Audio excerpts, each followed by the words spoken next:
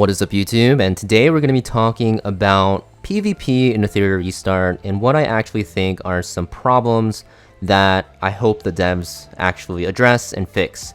Now, I just want to say that PvP in games is very hard to balance. There's no such thing as a perfect PvP game.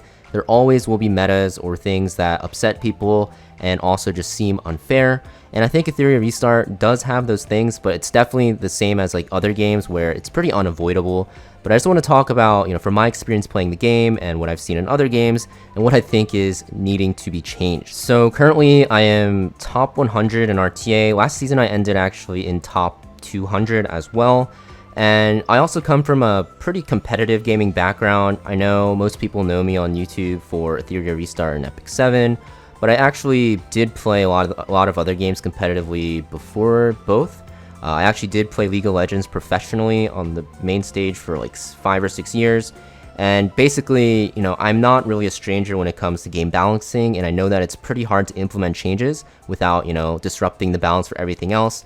But I do think there's some things that I noticed in this game that, from my experience from other games, that really stick out as problems that I think that need to be fixed.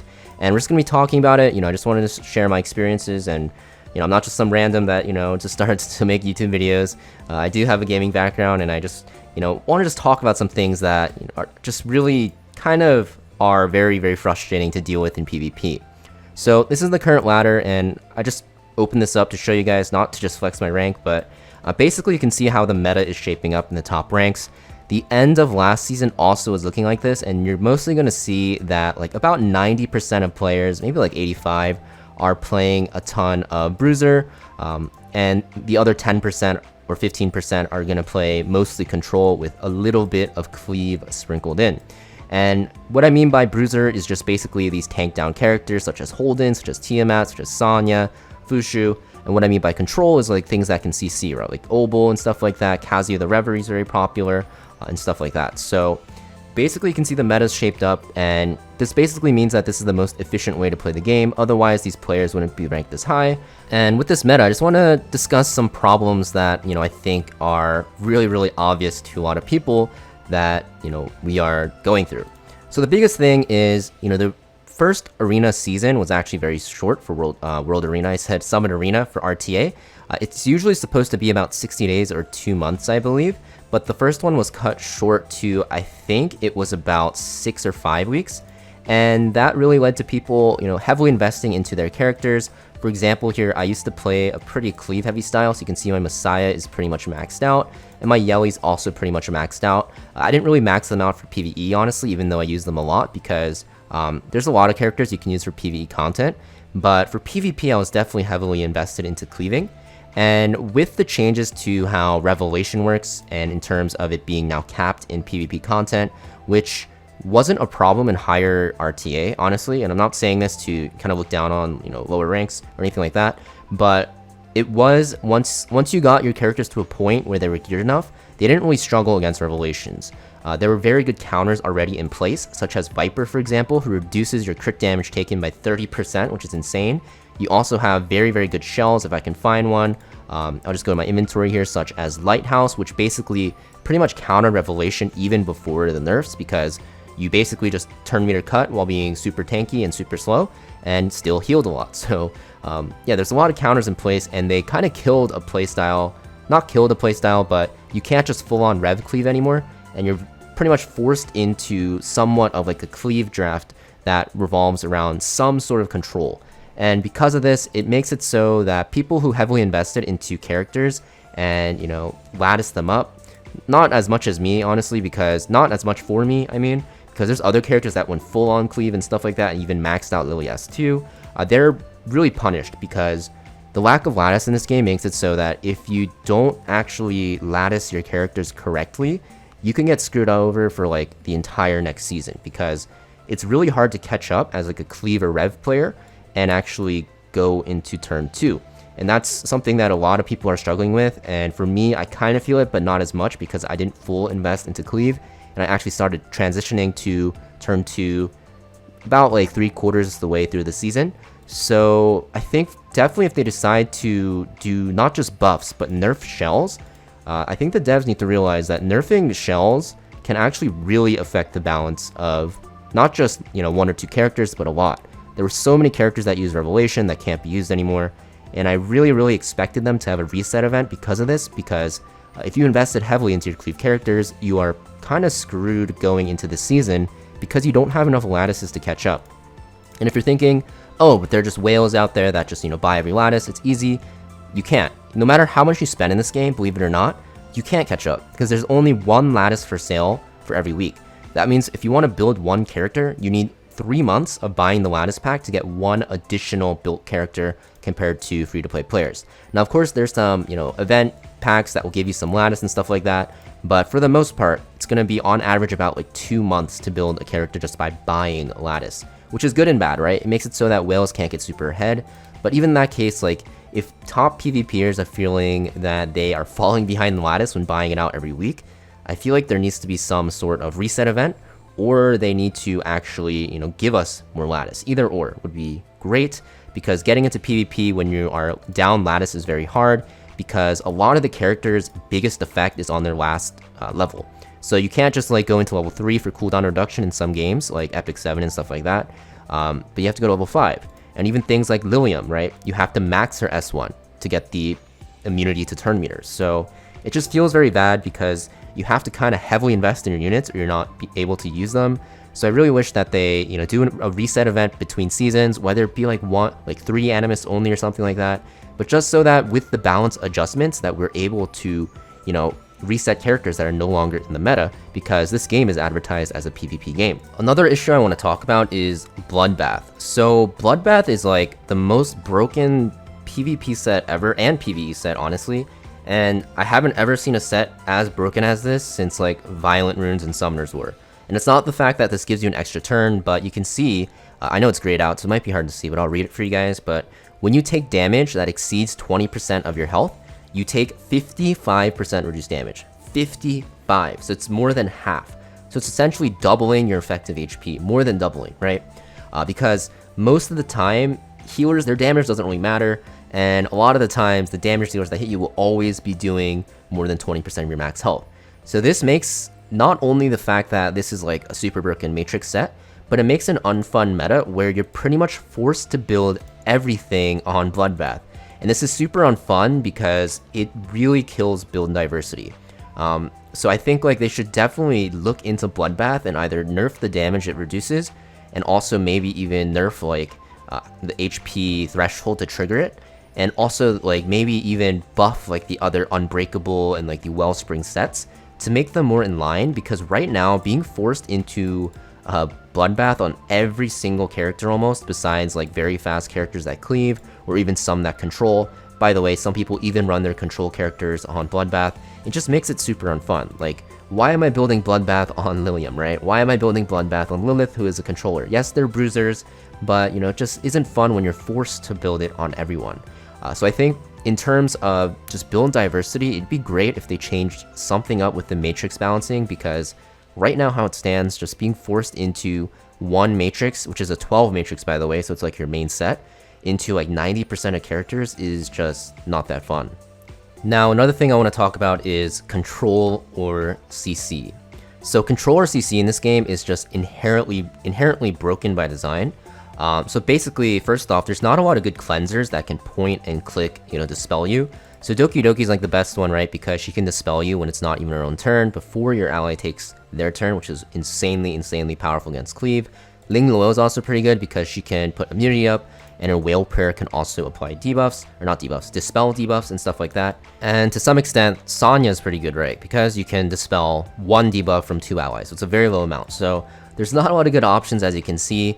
That's why Lilium has, you know, been released, which was made as a control counter basically.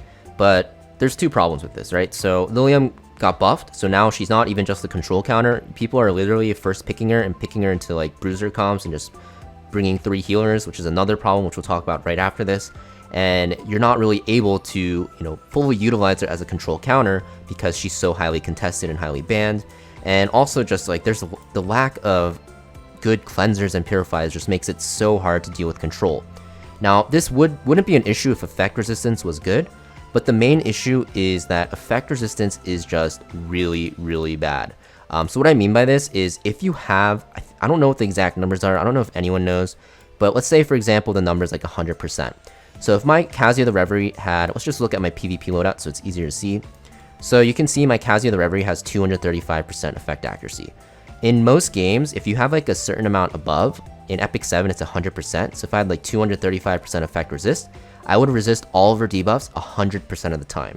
And let's look at my Ling Luo. So my Ling Luo is at 266, her shell actually has insight, which will put her at like 306, so if you subtract it, it's about like a 70% difference. I should be resisting debuffs at minimum of 70% of the time, right? The way that effect accuracy and effect resist works in this game is different though. So if you look at every single skill in the game that has crowd control, for example, if we look at Kazuya the Reverie, you can see her S1 is 30% chance to inflict sleep. And it's 2 hits, so it's actually like 60%. Basically, the way this works is if you actually have, I think it's 100% extra effect resist over effect accuracy, you can only maximum half the chance of this happening. Half. So this still turns into a 2-hit 15% chance to inflict 2 turns sleep. And this is really annoying because even if you build a lot of effect resistance, you're still at the mercy of RNG. Her S3 is even worse because it hits 3 times and it's a way higher chance to debuff you. So effect resist in this game has just built-in RNG, and you're basically building a ton of effect resist to have a chance to RNG into not getting debuffed. So I think the way that effect accuracy and effect resistance works in this game is definitely very, very unhealthy, and it just makes a lot of characters very oppressive. And Kazuya the Reverie is the best example because she has a 2-turn point-and-click CC. And this is really annoying because she can solo CC teams, and if you put her on something like a Jackal Guard, which cycles her very quickly and gives her speed buff, this also does damage by the way and doesn't break sleep. And this does a lot of damage, especially into later stages of the fight when damage ramps up. You can pretty much just start killing off units one by one. In fact, I've had a lot of matches where I had Kazuya the Reverie as my only DPS versus like 4 bruisers, and she's able to solo kill the team. So I think like this is a very unhealthy playstyle. I think like something has to be done, whether it be touching upon some of the units' numbers or changing how it works, or even, you know, changing Kazuya the Reverie's S1 to a 1-turn sleep instead of a 2-turn one because it's so broken. But yeah, effect accuracy and effect resist is so weird. Now let's actually talk about the healers, which I talked about earlier. So basically, because the meta is so tanky, healers are actually just taking the meta by storm. So this is my Sanya build for PvP, and you can see that she's pretty fast and she's on Gigabyte. And basically, in the current meta, it's pretty much impossible to kill anything when you have healers because they are just so broken. And it's mostly got to do with the shells in the game, I'd say. I think Gigabyte allows you to push so quickly, so like my 250 speed, 260 speed Sanya feels like she's at 400 speed sometimes with Gigabyte and her S1. And you have something like Supernova, which people use on Fushu, which just gives her godlike healing for basically however long her S3 is up. So I think like the healing in this game definitely needs to be like reduced or something. I don't know how to fix it, honestly, because it's just ridiculous. Like, you're gonna be stuck in like 20-30 minute battles just healing back and forth, and you basically cannot kill anyone in the bruiser matchups until you actually, you know, get to the point where the Etheria effects drop the healing done to 0 and shielding to 0, and that's kind of when the games start beginning. So healers just feel oppressively strong right now. Currently, you're just kind of forced to draft a ton of healers early, and if you don't draft healers, you just lose straight up in the bruiser matchup, even if you have a favoring matchup in terms of your damage dealer. So because of this, you know, just draws out the games forever, which in turn makes people not really want to play RTA, and also it just frustrates people because it just feels like you're playing stall comps all the time. So I think the healing should definitely be looked into. I think honestly a good way to fix it would be changing how shells work in PvP. Like Gigabyte, even though it's not that great in PvE, in PvP it just makes Ling Luo and Sanya just god tier strong, same with Chiaki. And like the cycling from it, it just makes it so that they can take so many turns, and whenever you dump your cooldowns into a character, they just get healed fully up, and you're kind of vulnerable because your cooldowns are wasted. So it comes to a game of chicken where you're just sitting there waiting until Etheria effect ramps up, and then you start dumping your abilities to win. So that's also a huge problem that I think that should be linked into. because, you know, playing these stall games with healers only is just not that fun. And the last thing I want to talk about is like the incentives to play PvP. So currently there's regular arena, which everyone plays, then there's summit arena, and there's also fearless arena, which opens on weekends. But the way that people actually are farming these weekly points is by not really going into RTA and just waiting for fearless arena. And the reason is because you get those points from fearless arena while being able to do the quests to get your weekly rewards. So you can pretty much get all of your PvP rewards from the weekend on fearless arena and not really have to touch summit arena at all. So most games actually like have an incentive to do RTA. Of course, in RTA you get like, you know, these rewards for ranking up and stuff like that, but that just makes it so that people can wait till the last 2 days. And honestly, I did that last season as well, so I can't really complain too much. But you can wait till the last 2 days and do it all then, and you still get all the rewards from RTA. So it makes it so that, you know, you are pretty much stuck playing the same people over and over, super long queues and stuff like that, and it just makes it pretty unfun to, you know, sit in queue for a while, especially at the higher ranks. Not where I'm at, honestly. Mine are like a minute, so it's not that bad. But, you know, playing against the same people only is just not ideal. So I think what they should do, one, I think they should hide names in pre-drafts. You don't know who you're playing against, so people can't target ban you. And two, I think there should be some sort of like quest in RTA, whether it be to play like, you know, 5 RTA games a week to get like 2 stabilizers or something like that. Something that makes people come in here and not just win, right? It doesn't have to be, oh, win 5 matches, just play. You can forfeit if you want, doesn't matter. It'll make it better for lower ranks because people can just get free wins that way, and better for the higher ranks because people are forced to not just camp their rank and just, you know, wait for the end of the season to start pushing. So yeah, those are the problems that I think kind of exist in the game right now in terms of PvP. Obviously, it's a new game, so there always was going to be problems, but I think it's good to identify them, and these are the ones that stand out to me. But I'm curious what you guys think about them and what, you know, fixes you have to the situations, because honestly it's just me kind of saying the problems, but I don't really know the fixes.